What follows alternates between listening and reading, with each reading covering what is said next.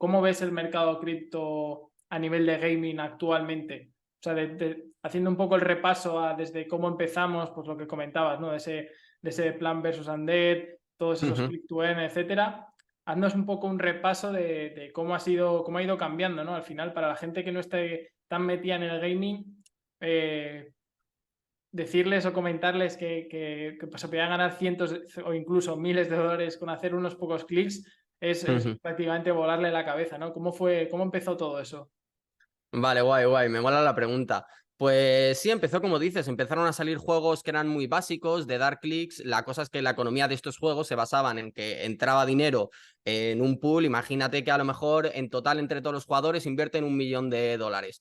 Pues hay $1.000.000 ahí metidos y ese $1.000.000 luego sale para los jugadores que retiran. Entonces hay jugadores que ganan dinero porque han usado una estrategia o porque han entrado simplemente antes y otros pues que salen y no han ganado absolutamente nada. Eso es lo que pasaba un poquito más al principio. Entonces, empezaron todo este tipo de juegos y yo conozco casos, por ejemplo, de CryptoMines, que fue uno de los juegos que más lo petó.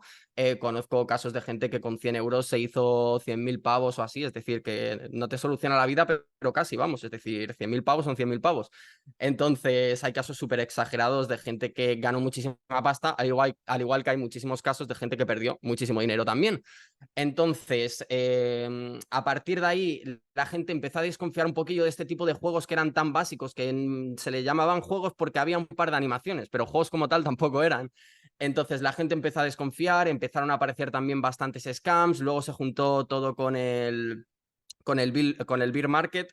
Entonces, fue un cúmulo de cosillas que hizo que durante unos meses hubiese poquitos proyectos, porque los proyectos buenos, los juegos buenos, al final llevan tiempo de desarrollo de a lo mejor 2 años o así. Entonces, ahora en este momento yo creo que es cuando están empezando a salir más juegos interesantes, que ya son juegos, muchos triple A, y son juegos más interesantes que están saliendo ahora y que tienen una economía sobre todo más sostenible, que ya en principio están hechos para que duren años y años, porque no está hecho de que simplemente entra dinero y el dinero que entra sale por el mismo tubo y en 2 meses a tomar por culo el juego. Está hecho para que sea un juego de verdad y serio. Entonces, ahora estamos un poquito en ese punto, es decir, siguen saliendo juegos así un poquito menos serios y que están hechos simplemente como para aprovechar el boom un mes, 2 mesecillos, más especulativos, y luego hay juegos que están hechos ya para jugarlos y sacarte un extra. Suelen ser juegos que hay casos extremos de gente que a lo mejor se saca 5.000 euros al mes, pero lo normal es sacarte 20, 30, 40, 50, es decir, un extra. Tú juegas, te lo pasas bien y si eso te sacas un extra.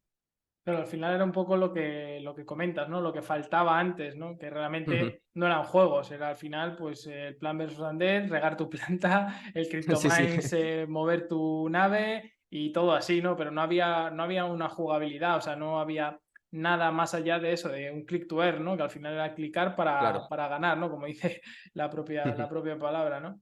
Un poco al hilo de que comentas de ese extra o de poder rentabilizar un poco lo que sería todo el gaming dentro del ecosistema cripto, ¿crees que ahora mismo, hoy en día, se puede vivir del gaming cripto? ¿O todavía estamos lejos de que existan juegos que a través de su modelo de negocio, recompensas, etcétera, haya realmente jugadores que Ujú. puedan vivir de ello?